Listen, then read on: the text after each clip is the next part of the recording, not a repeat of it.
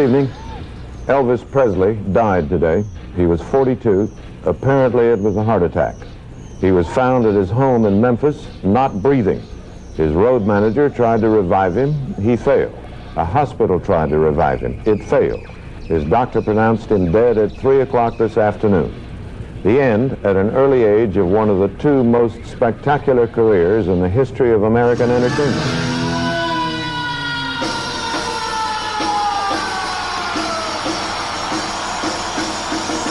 Ladies and gentlemen, Elvis has left the building. Thank you and good night. We'd like to remind you following this evening's concert, the Elvis Souvenir concession stand.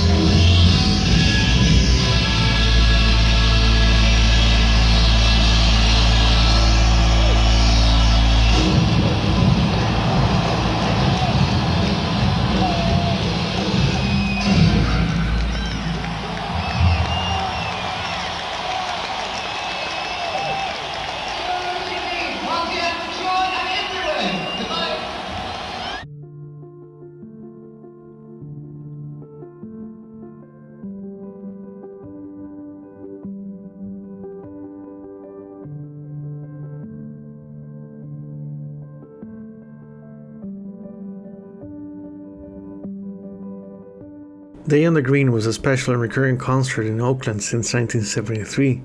They were put together by promoter Bill Graham. The first one for 1977 was held on May 7th with Fleetwood Mac, the Doobie Brothers writing the success of their first greatest hits record and best-selling album to this day, and Gary Wright still captivating audiences with his Dreamweaver magic. Bill Graham was the king of rock promotion in the US, while he scored success with the Fillmore venues. Expensive rents, building maintenance, and crime led him to retire and shut down Fillmore Productions in 1971. He then moved into more profitable stadium shows. Big venues had less stuff that could be destroyed by fans. His new home base was Winterland Arena, with a capacity of 5,000. He also booked shows at the Cow Palace and the San Francisco Civic Auditorium. In just a few months, he made more money than he ever did as rock promoter. In 1972, he produced a Grateful Dead show at Kezar Stadium for 50,000 fans. He followed up the next year with Led Zeppelin. Jimmy Page arrived 2 hours late, and the crowd was angry. This started the tension between both parties, Graham and Peter Grant. Bill's next move was Oakland Coliseum and the Day on the Green series from 1973 on. Playing at Oakland became an important part of touring, a West Coast statement of success and rock and roll hierarchies. The Graham-Zeppelin beef is fascinating and tragic. Although the band's future was promising from their early Fillmore 1969 shows, I don't think Bill Graham could imagine the level of success they would have. Being the hottest ticket next to Elvis gave them certain liberties that other artists just didn't have. We can say that between Grant's bravado management and Graham's business methods, the rock scene changed towards a scripted way of entertainment. It was now a corporation. I believe the reason for Graham's beef was the fact that he was not the one responsible for Zeppelin's success in America. Looking at other bands on his Day on the Green shows, there was a level of respect and somewhat codependent relationship between them. He seemed to like the power and respect that came along with it, and none of these bands had Peter Grant as manager. Graham was a different kind of tough guy with a humanitarian sense of community within the business. Led Zeppelin was the only band that challenged his mighty feast. Back on the music news, Musicland Studios Munich produced two very special records. Donna Summer's fifth studio album and Giorgio Moroder's own release challenged the airwaves with electro disco and clever use of technology at the time. Donna Summer's I Feel Love was a hit song and established Moroder as one of the leading experts in the genre. The Emerson & Palmer's Works tour began in the US in May at Freedom Hall in Kentucky. The trio was backed up by a 64-piece orchestra which was dropped midway through June as it proved to be expensive and hurt the band's finances. The orchestra was called in for 3 final shows with ELP at the Garden in July. Peter Frampton released his 5th studio album, I'm in You. The title track was a hit single, and Frank Zappa made fun of it for his 1979 Shake Your Booty album in the ways of I Have Been in You. It's one of my favorite tracks by him. Fairport Convention's own Sandy Denny released her 4th and final studio album. Dave Maddox played drums. His name is also familiar as he appeared in Jim Page's Death Wish 2 album. Sandy Denny suffered from depression and liked to perform physical harm on herself. She died less than a year later from brain trauma after falling down a staircase. Led Zeppelin played Battle of Evermore in the 1977 tour with John Paul Jones singing Sandy's parts from the 4th album. May 29th, Elvis Presley walked off stage in the middle of a concert in Baltimore for the first time in his career. After receiving treatment from a physician, he reappeared on stage 30 minutes later.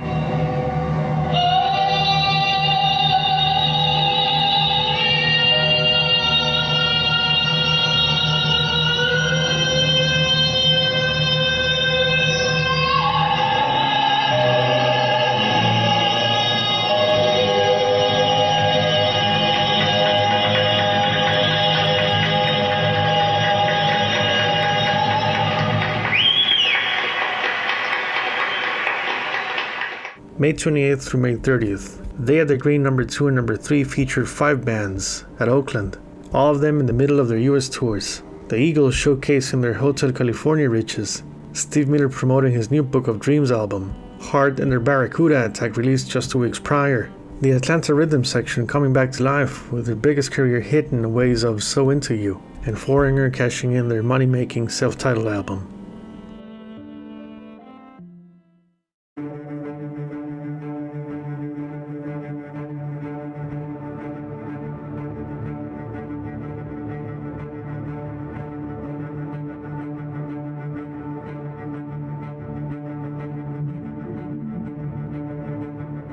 Alan Parsons released his iRobot prog rock masterpiece. Meanwhile, in the US, Aerosmith's commercially successful Draw the Line tour began in Texas. As a sort of Woodstock epilogue, Crosby, Stills, Nash & Young played 48 reunion concerts.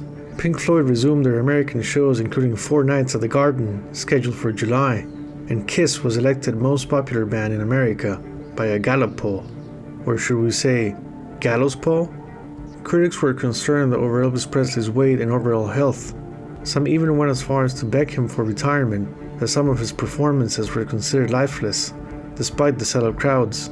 Looking pale and eyelids nearly swollen shut, he still had the passion for music, but his body was not responding. June 3rd, on their way to Tampa, Richard Cole noticed the concert ticket said, "Rain or Shine." Zeppelin had always had a clause that would allow to postpone an outdoor show in the case of bad weather. They missed an important detail this time. Once they arrived, they noticed the stage was covered by a canvas roof, which was holding up water just above the drums. Although the rain stopped briefly, the dark sky was just bad news. The police had to tear gas some fans when storming through the gates earlier. Cops surrounded the stadium.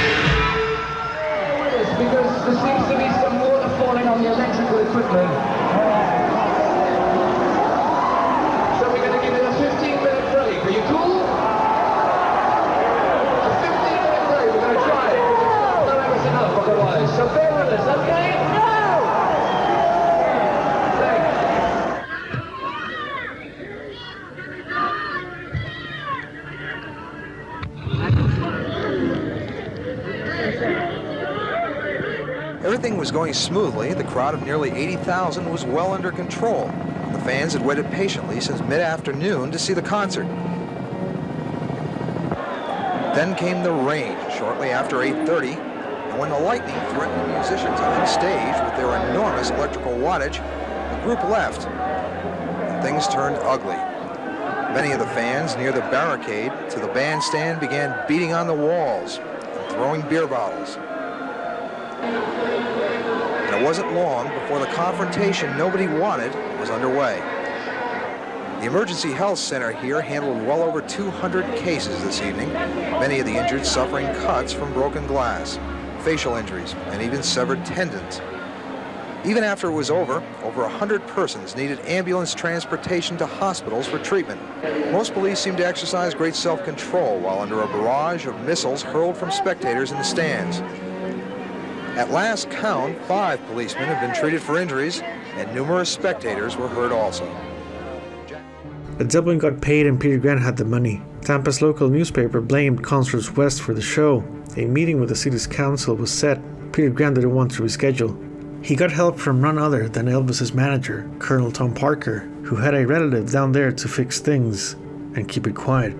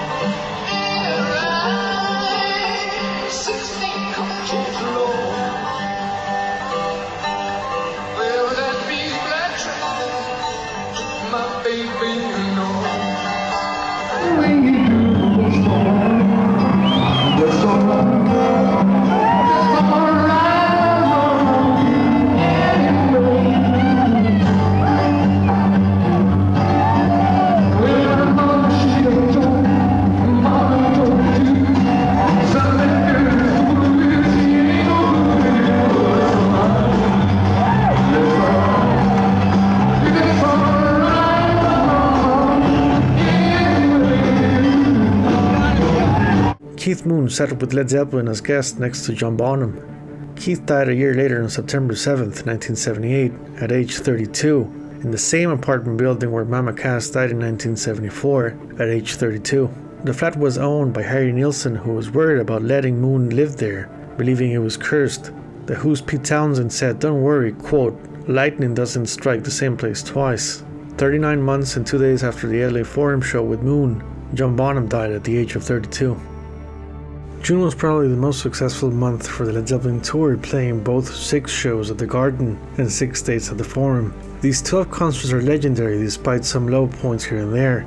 They were action-packed rituals that catered to almost 250,000 hungry fans. Their historical significance was captured on no famous bootlegs. Revisiting the shows made me realize had they finished the tour at the Forum, it would have been the perfect ending to the series. Why? Well, if you go through the July 1977 shows, although great, they don't really add much to their legacy. Those 11 scheduled concerts from Leg 3 seemed greedy and unnecessary after playing LA and New York. The heavy pirate vibes of the Enterprise didn't help either. If we take a look at these dates besides Seattle and Arizona, where Zeppelin played their worst 1977 date by the way, we get a glimpse of the massive stadium dimensions and problems they were headed to in the future. Peter Grant and his camp seemed to do well with indoor shows. Now outdoors, it was trouble for them. Not only bad weather was a threat, but Zeppelin's security staff and associates. What happened in Oakland and Epworth 1979 was clear. Peter Grant was no longer capable of managing and controlling his ego. He crossed a dangerous line with Bill Graham and forced Freddie Bannister into bankruptcy. As the rock and roll business evolved into bigger, better, and wiser plans, Grant's street-smart thug mentality was childish compared to how other groups and managers evolved. He was setting Led Zeppelin up for failure, and nobody dared to say it. So the big what-if concerts of Leg 3, being the Superdome, Rich and JFK stadiums, make you think how unprepared Led Zeppelin was to embark on these matters on a large scale like the Rolling Stones did for so long. Yes, I know we tend to think they would have taken it easy in the 80s as far as touring, but had Peter Grant continued as manager, disaster was going to happen either at a festival, somebody dying midway through the tour, or God knows what. I say this because the third leg of the 1977 tour is revealing. It speaks of the troubled corporation who came to a halt in plain daylight. In the feared daylight of rock stars who were the kings of the night, daylight reveals everything. The band should have packed their bags in June for good and stay in England. Bottom line is Peter Grant needed help on the 1977 US tour. I think Atlantic Records company man would have helped in cleaning the band's act, or maybe Ahmet Ertegun himself. Led Zeppelin was truly on their own in their swan song years. Sometimes it's better to leave the business side of things to people in real power, and people in power have greater power when their ego never gets in the way of business.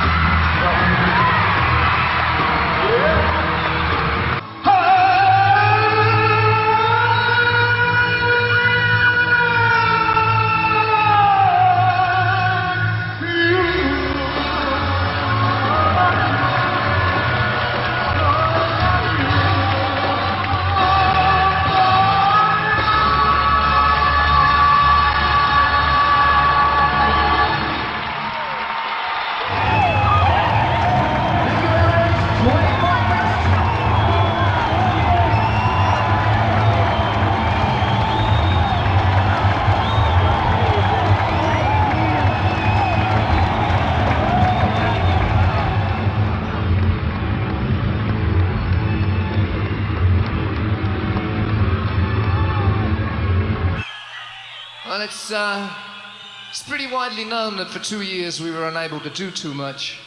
on the sort of physical side of things.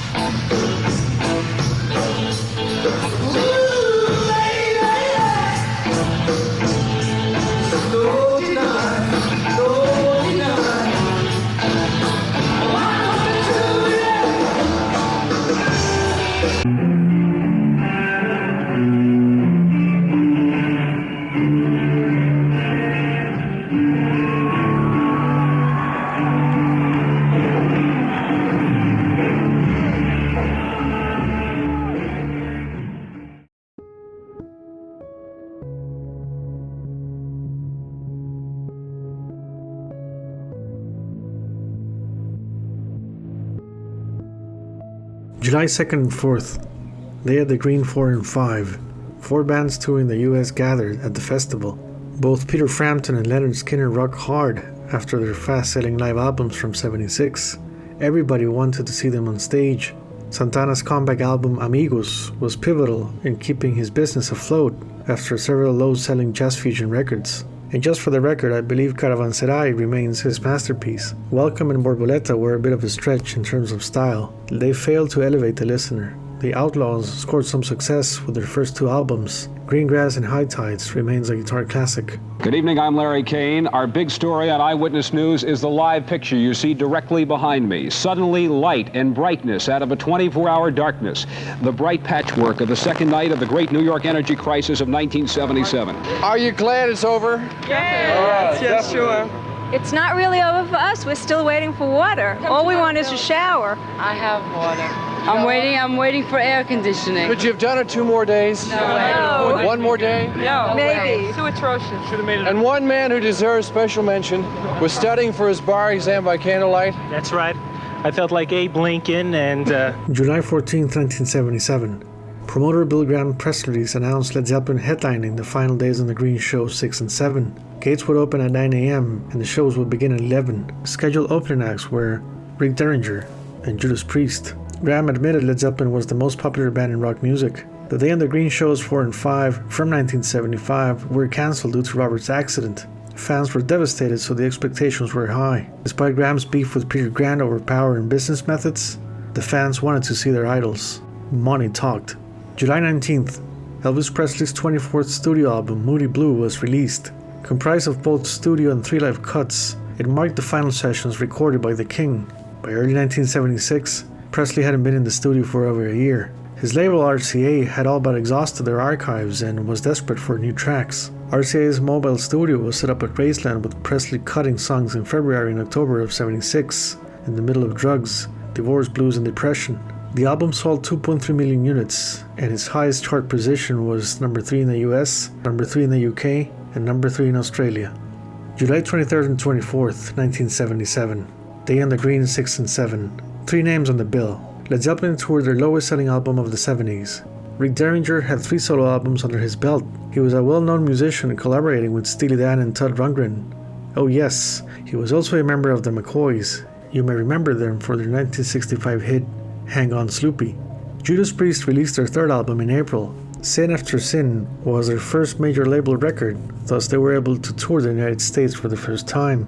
The album was produced by Deep Purple's Roger Glover, whom they fired during production but then called back. The man himself, Simon Phillips, played drums on the album. Les Binks was called in for the 1977 tour. He was one of 2 drummers on Roger Glover's solo album from 1974. July 23rd, an infamous day in Led Zeppelin's history. What happened backstage turned the Bill Graham-Peter Grant relationship into war. A security guard fighting for his life and potential lawsuits against the band happened in a period of 24 hours. Graham's staff wanted justice. The band wanted to get the hell out of there as quick as possible. You can check episode 3 of my Into the Outdoor series for a detailed breakdown of events that culminated in tragedy. By the time that Zeppelin took the stage on July 24th, bad blood and tension were absolute.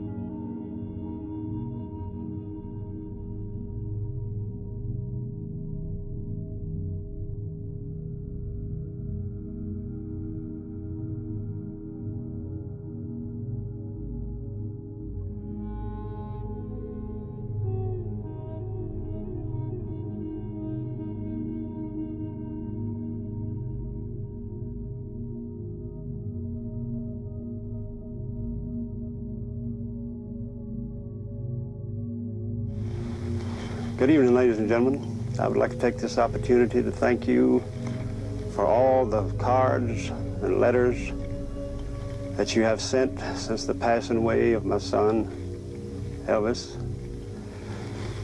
We have all the flowers and the letters and the cards, which we will eventually get around to answering the majority of them. But I just wanted you to know that we appreciate them very much, appreciate your concern, and you have been a great help to me and the family during this time of grief. I'd like to thank CBS for allowing me this opportunity to do this, to let you know that we did receive your cards and all the flowers. And ladies and gentlemen, this picture that you have just seen is the last live performance that Elvis ever done on stage. Thank you. God bless you.